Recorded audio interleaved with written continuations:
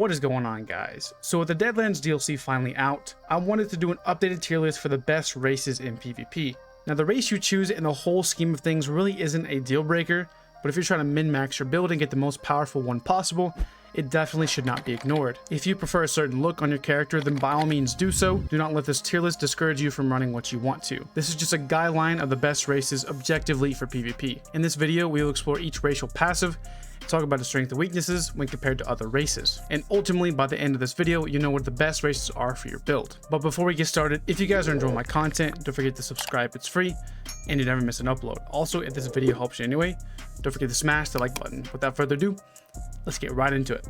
So here are all of the races down here at the bottom. Now there are 10 total races in ESO, and we're going to be ranking these. Now for those who don't know how a tier list works, never seen it before, I doubt you have not, but for those who don't know, B tier is going to be the worst in this, template, and then S plus is going to be the best of the best. Now anywhere in between, these are going to be, above average and then kind of below average or decent that are still viable, but B tier is going to be the worst absolute race out of all of them in the game.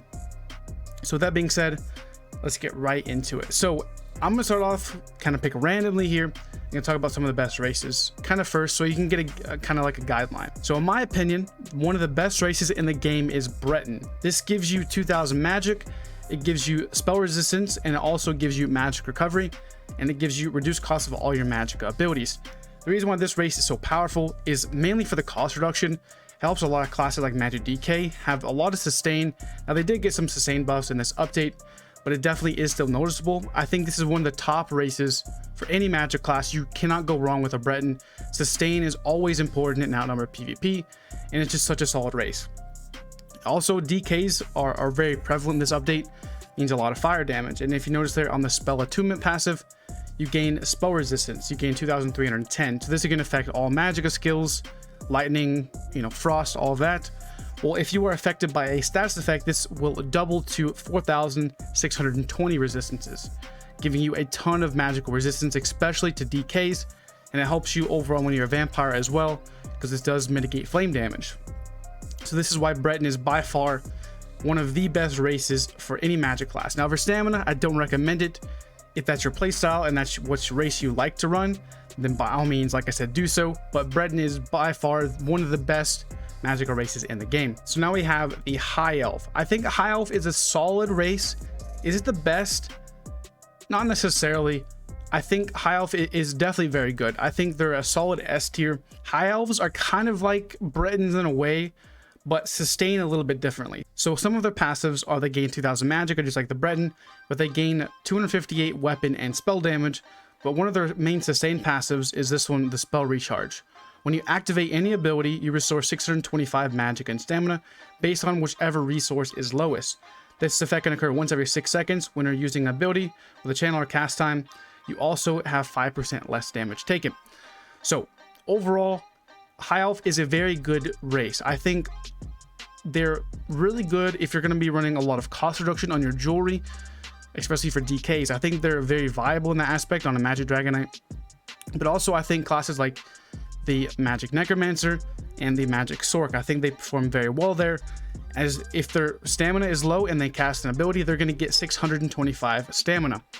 And also even for Templars, they're very good as well, as they get the 5% less damage taken whenever they're using channel effects. So whenever you're using puncturing sweeps, you're going to be taking even less damage. So overall, I think, again, High Elf is more of a magical race, as you do get that extra bonus to your max magic pool.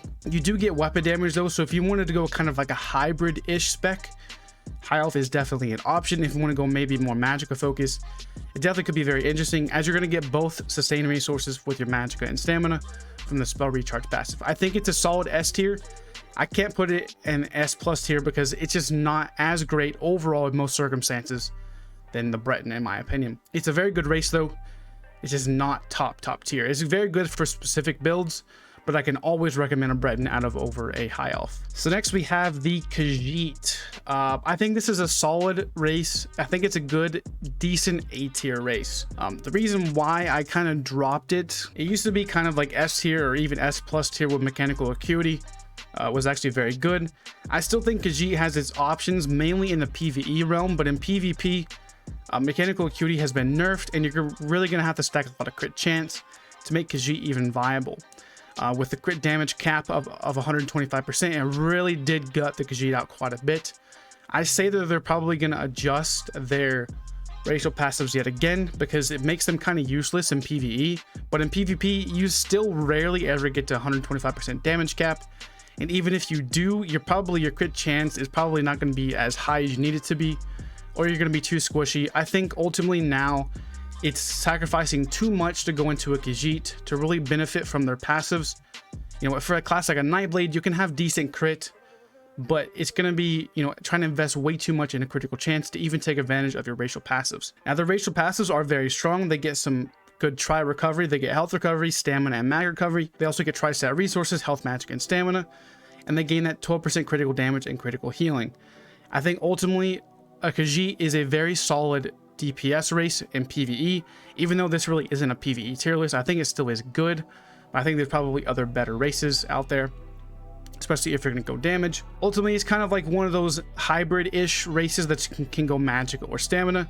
You really can't go wrong with Khajiit. You're going to get good resources regardless, but it's just not the best. It's kind of like a jack of all trades kind of race. It's good. So ultimately, that's in my opinion why it is a A tier. It's solid, but it's just not as good as like a Breton or an Altamar or some of the other races we're going to go over in this video. So next we got the Wood Elf. I think this is again a solid race, but it's just not top tier. So this gives you 5% movement speed and gives you 950 physical and spell penetration, increases your stamina recovery by 258, and it gives you 2000 stamina and increases your disease and poison resistance by 2310. So in my opinion, Wood Elf is a good race. I think ideally this is mainly a stamina race, as it gives you stamina recovery and max stamina, but it could be used if you wanted to go like a hybrid speed build on a Magicka spec. That's really the bonuses of Wood Elf, is the overall speed. That spell pin and physical pin is very overlooked in my opinion. It is very valuable. The extra 1k pin is very good and is definitely underrated in my opinion. The speed is what you're really going for the Wood Elf, as it gives you a lot of speed passively by the 5%, and it gives you overall a lot of sustain. I think the Wood Elf is probably best on like on a Nightblade or something like that actually utilizes speed quite a bit. Even Stamsork, it could be good, but I think there's other better races. The stamina recovery is very good, don't get me wrong, but I think ultimately in this type of meta and playstyle, health is very important on your racial passives, and it can't really be overlooked. Wood Elf is a solid choice nonetheless, but it is not one of the best choices in my opinion.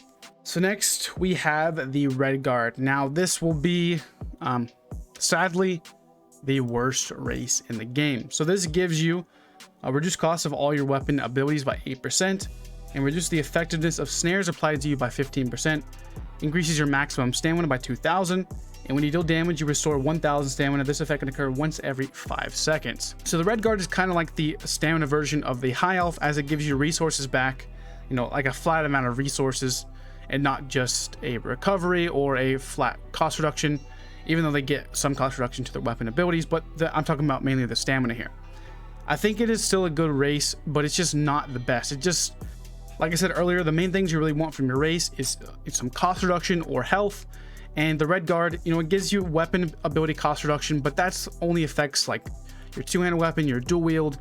And is that really going to make a huge difference?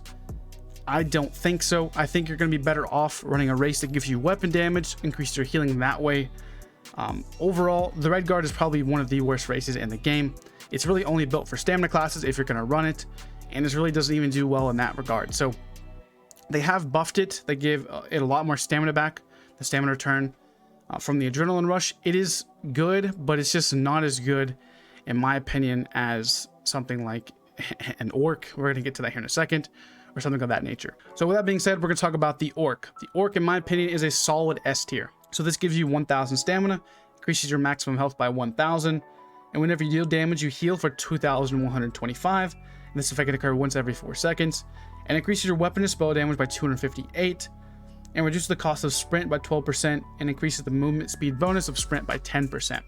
So as you can see here, compared to Red Guard, you get a lot more stats from being an Orc. Now they did nerf Orc a little bit, I guess like 2 patches ago now at this point. It's not as big of a nerf, but it definitely did drop it down from S plus tier to just an S tier. It's a very good race, but it just really lacks on that max stamina. I think it's still one of the best races for stamina builds out there, as that movement speed whenever you're sprinting is very strong, especially if you're using a bow or any type of major expedition. It does feel very nice whenever you're kiting away from a large group. Now, I don't recommend playing this on a magic build at all. You can if you wanted to, but it's just not going to be very viable, as you do gain the weapon and spell damage. That's one big thing that Max did, is they hybridized pretty much all the races, so you can play it stamina or magic based if you want to. I just don't think it's one of the best hybrid races out there. One of the big things I do like about the Orc is you get that healing bonus every 4 seconds whenever you deal damage. That is very overlooked in my opinion. It really helps them with like the melee type of playstyle, especially with a Stamplar, something like that. And the weapon damage is very good as well, as you can probably just run the Orc with a Serpent Mundo Stone and have just the amount of recovery on an Orc as you would like a Wood Elf with the Warrior Mundo Stone. So overall, I think the Orc is a very good race. Is it S+ tier? No, but it is definitely very strong. Now we're going to get into the Nord. I think Nord is a solid race. It used to be really good back in the day. It had a lot more mitigation than it does now. I think it's a solid race. I think for very niche setups and builds, specifically building around ult gen, I think is very good in that regard. But ultimately now it lost a lot of its resistances, so it's no longer a top tier race. So if you are a Nord, you're going to get 1000 health and extra frost resistance, which the frost resistance is really not that great. Really nobody uses frost damage. Increases your max stamina by 1500, and when you take damage you gain 5 ultimate. This effect can occur once every 10 seconds, and then increases your physical and spell resistance by 2600. So ultimately the Nord is probably one of the tankier races out there, as they do get that physical and spell resistance, so it makes their stat sheet look a lot beefier and a lot tankier. The ult gen is really good on, obviously stam DKs. Even you could run this on a Magicka DK if you wanted to really utilize that ult gen. But I just think ultimately there are better races for the DK other than a Nord. And maybe for Stam DK, I think it could be very strong, but for the Magic DK, not so much. Ultimately, whenever they nerfed their resistances, I think it was like 4300 or something like that.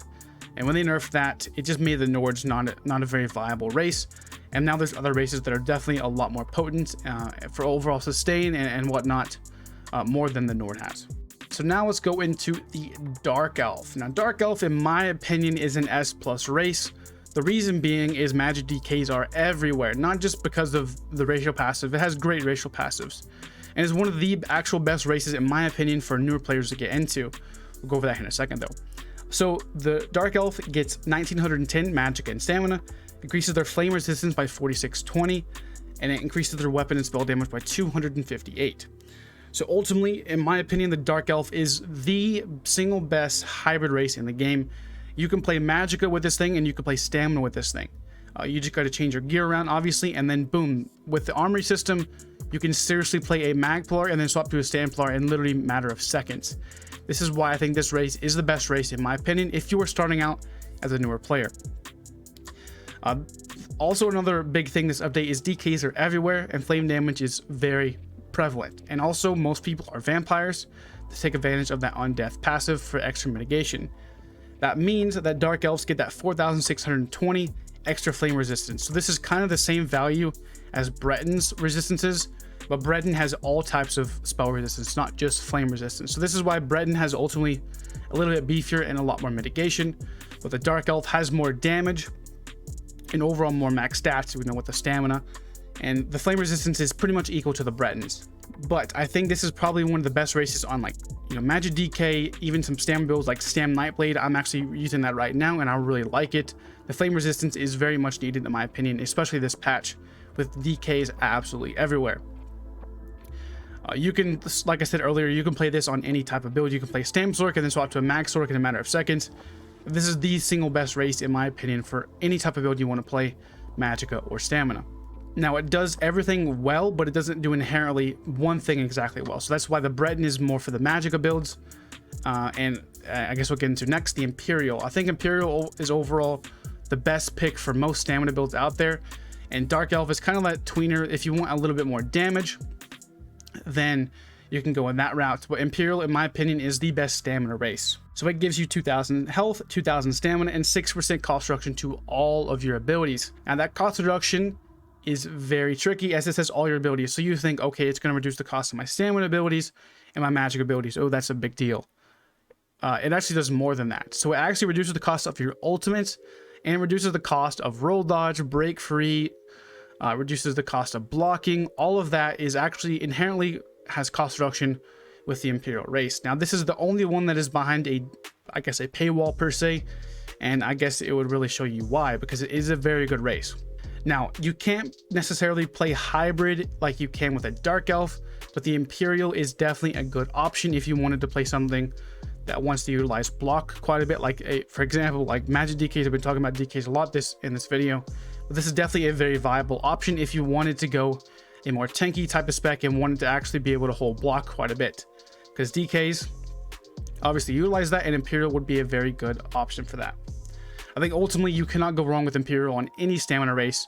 You literally just put this on with the Serpent Mundostone and Lavafoot Food, and you have all the sustain you need on your spec, and you just can really just build right into damage with everything else. I think ultimately Imperial is just the best all-around race for any stamina class you're trying to make or trying to play. For PvE, maybe not so much, because it doesn't really give you a lot of damage, but it gives you a ton of sustain for PvP, and it's just ultimately the best race in my opinion. And finally, we have the Argonian. Now, I think Argonian is a good race. It just doesn't do exceptionally well at everything. So Argonian gets 6% healing done, which is very big. It gets max health and disease resistance. It also gains 1000 magicka and stamina, and whenever you drink a potion, you restore 3125 health, magicka, and stamina. So Argonian is probably the best tank race in the game. It has great resource management. It has got good tri-stat stats across the board. I think ultimately it just doesn't do enough damage, as this race really just helps you survive and have enough resources to, block, roll dodge, whatever, or, hit some magicka abilities. It's a very good race, but I just think it doesn't do enough damage in PvP for it to be a top tier race. Now, before, whenever you can get like up to 4,000 or 5,000 resources, I would maybe put it up to S tier. But as it says right now, Argonian is good, but it's just not the best. I think it is the single best race though for healers, as you get a lot of resource sustain, you get a lot of healing done, which is very strong, and it just gives you tri-stat stats across the board. You cannot go wrong with Argonian if you want to be a healer or a tank in PvP. I think it's ultimately the best race. So as a quick recap, let's talk about some of the best specs and races in my opinion. So Breton is by far the best magic race. I really recommend this. If you don't know what you're doing, pick a Breton if you're going to play magic. If you don't know what you want to play, magic or stamina, pick a Dark Elf. And if you're going to play stamina, obviously pick a Imperial in my opinion. Or if you want more damage, then you can go with the Dark Elf. Now the Altmer is very strong. I think if you're going for cost reduction type of spec, the extra stamina and magic sustain with their passives is very good. Definitely is in contention with the Breton race, but that's if you kind of know what you're doing. The High Elf is probably a slightly better option, but I still prefer Breton over every other spec just about all my magic classes. Orc is very good if you want to be up close and personal and have a lot of extra weapon damage and speed. It's very good for sorcerers like Stam Sorks, that type of spec, but it's just not as good as Imperial for the overall sustain in my opinion. Khajiit is really good for critical damage, that's really it, but since that has been nerfed and adjusted over time, it's just not my best pick. If you want to be fast and have a lot of recovery, I think the Wood Elf is a good option, specifically on the Nightblades, as it really fits well with that race and that class and that playstyle. Ultimately, it's just not as good as Imperial or Dark Elf or something like that in my opinion. Nord is good if you want to have a lot of ult gen and specifically build in that type of spec and playstyle, but other than that, there are obviously other better races. Argonian is mainly for healers and tanks, as that potion restore is very strong, as it really helps one with a lot of the resource management. It's very good, but it's just not really a top tier damage dealing race. And then Redguard we have here on the bottom. It just has a lot of stamina sustain, but it just doesn't have enough damage. And if maybe it gave like 2000 stamina or something like that, it could maybe change the tables. But as it says right now, Redguard is the single worst race in the game. Now, as you guys notice, the race really reinforces a play style rather than being the top best, to some extent. Like the lower races, as Nord gives you a lot of, ulti gen, Wood Elf and Orc give you kind of a bit of speed, Khajiit gives you a lot of critical damage. It just kind of reinforces a playstyle, while these on the top are just objectively the best race choices you can really pick for PvP. So I hope that provided you guys with enough explanation on what is the best race for you. If you guys have any questions, don't hesitate to ask me down in the comment section below, and I'll catch you guys in the next one. Peace.